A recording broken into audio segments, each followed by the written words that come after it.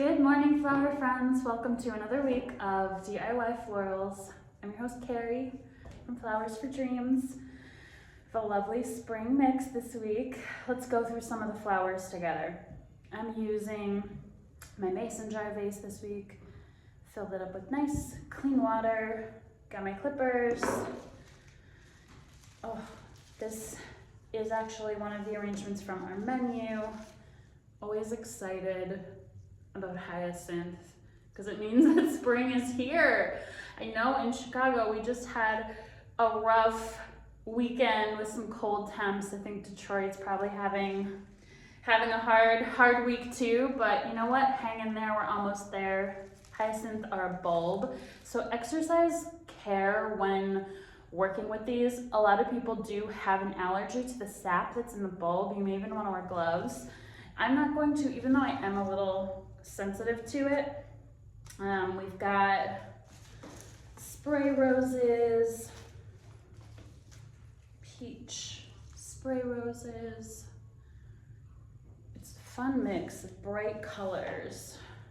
Daffodils, a must for any spring arrangement. Yours may be a little bit more open, or they may look like this. They will open in a couple of days, and I'll show you how to process these. I've got some tuberose. Oh, sorry, excuse me, this is freesia. They're both really fragrant, so maybe that's why I mislabeled them. This is a white freesia.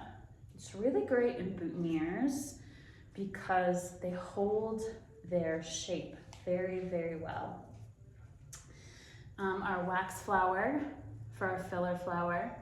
This one's fun because it comes in a lot of different colors. So you'll get pink, white, and I love when the blooms are really extra big.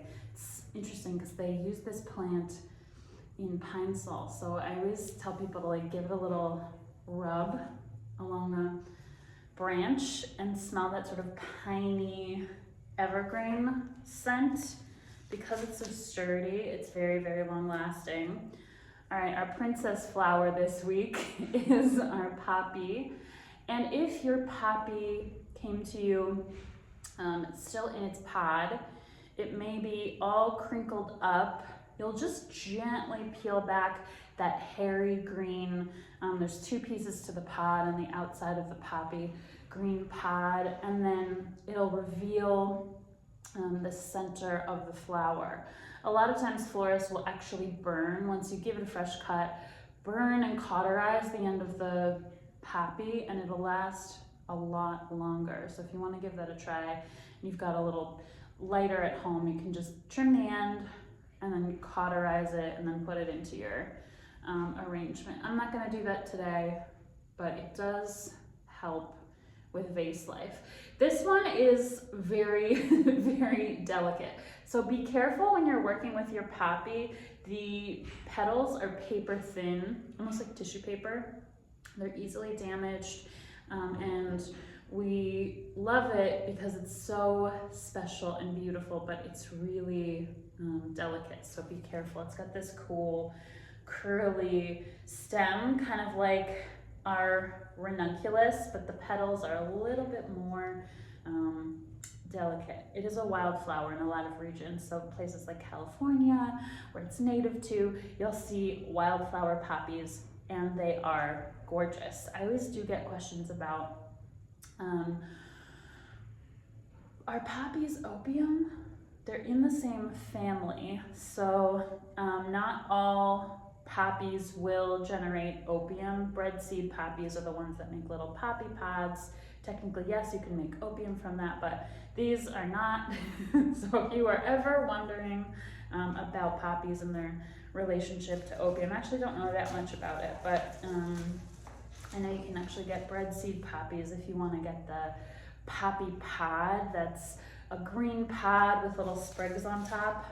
All right, our foliage today is the green pittosporum. Sometimes you'll see this with a variegated color that's really pretty. I like this one because it's got these glossy leaves. Always use extra caution with your pit. Make sure that none of the leaves are getting in the water. It has sort of a gasoline smell once you start cutting into the stem, and that can go into the water. So be extra careful with avoiding getting the leaves in the water. Strip all the stems, anything that's going below the water line, and then change your water a little more often than you would with a normal arrangement, because you'll see some of the discharge from these pittosporum stems getting into the water. So I would change this arrangement every day if you can. All right, let's start greening our vase. Strip off that lower part of the plant. If you have a pittosporum piece that maybe is like extra long and you want to try to trim it into 2 pieces, you can. Just remember that rule of always hit the bottom of the vase. I've got enough pieces that I think it can still make a nice thick green up. I'm gonna do a pretty basic style today. That's just a simple rounded shape. I like to add these at an angle. That creates the skeleton, you might say, of the arrangement.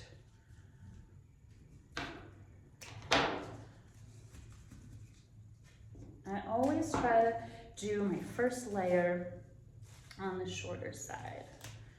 I'm trying to keep these leaves out of the water. So whenever I'm designing something, I'll do that first couple insertions a little shorter, and then if I do want to go taller with it, I can add some height after I've gotten those first in. And a trick that I'm not sure if I've shared on here, but one that is really useful, and I use it a lot in my workshop sessions. It's super easy. So if you're finding that once you've got your green up, let's kind of go over the keys to a nice basic, even foliage green up here. If it obscures some of the water, when you look over the top of the vase, you're on the right direction. You're going the right direction. If it feels like it's flopping out and it just really sparse, not like there's not enough greenery to support your arrangement, maybe you can see some holes in your greenery. And what I mean by hole is like some negative space. Here's a little hole right here in the back. So you either rearrange things or take the entire bundle and just trim the ends.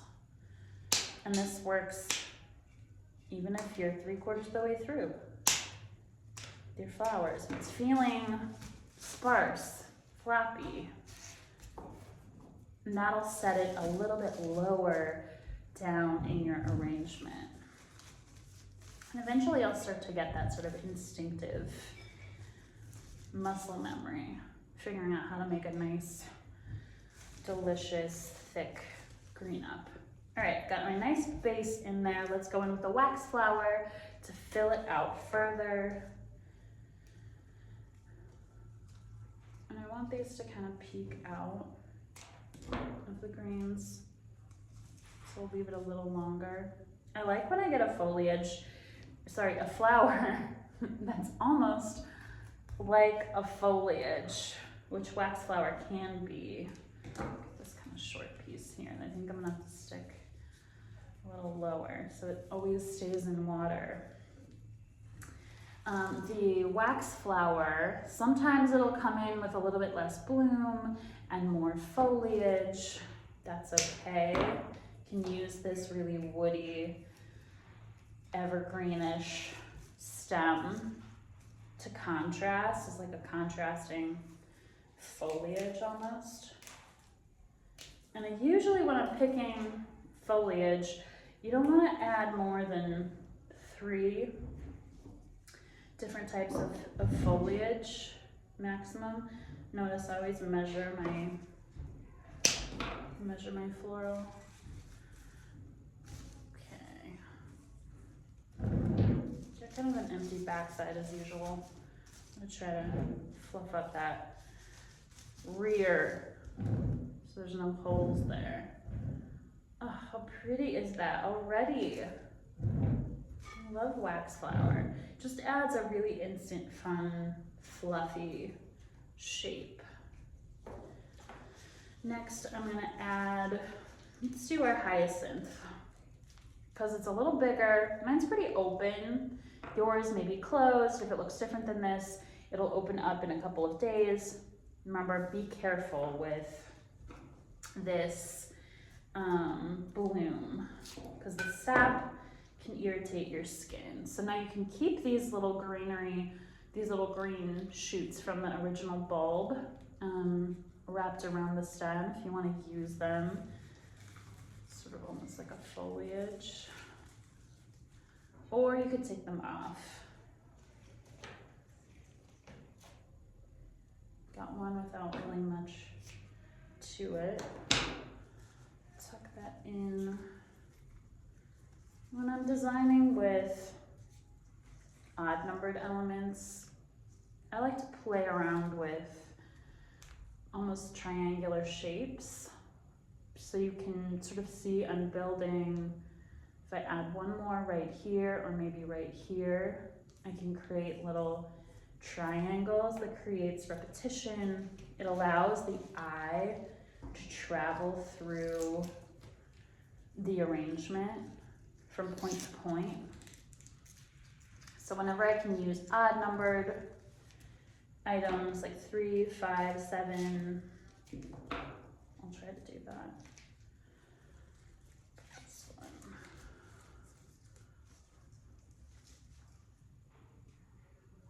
Very springy already. Love it. I'm here for it. Let's do our spray roses.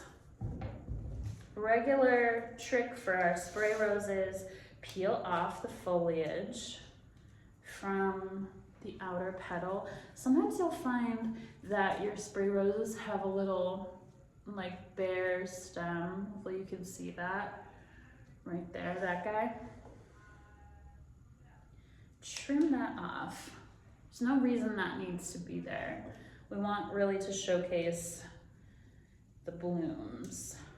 And then I always go in and pull off the outer petal of my spray roses, just because that's typically the petal that will shield the bloom. It usually incurs some damage and transport. Sometimes you'll see a little browning, just really normal. Doesn't mean your flower is bad, but we don't want that in our arrangement, so take that out. And then these will open up in a day or so. Add my pink accent, a little up and out, so there's some room for that to breathe, open up a little bit. This one doesn't really have too much foliage. It does have some unopened buds. These guys did not get a chance to mature while they were growing. They're not mature enough to open, so they won't open these two little buddies, sadly. I still like buds on my flowers, so I keep them, but if you don't like them, you can take them off. I'm going to keep mine. Just a quiet little addition, peeling off the outer layer. And then I'll balance up my kind of high spray rose with a little one that's a little bit lower, so it feels even. And add some of this pink color in a different spot. So I'll try to, like, if you cut your arrangement down the middle, you want it to feel balanced. So if I put something high up here, I might balance that out with a lower piece down here. Let's do our freesia next. Oh, I got a good one, y'all. Got a nice, big, luscious freesia. I'm trimming off this guy, so I'll cut it, rather than just cutting it off here, which creates a really short stem that's gonna be tricky to use, I'll cut off this. So now I have two pieces that I can use. And that just gives you a little bit of extra height. And again, you don't have to use these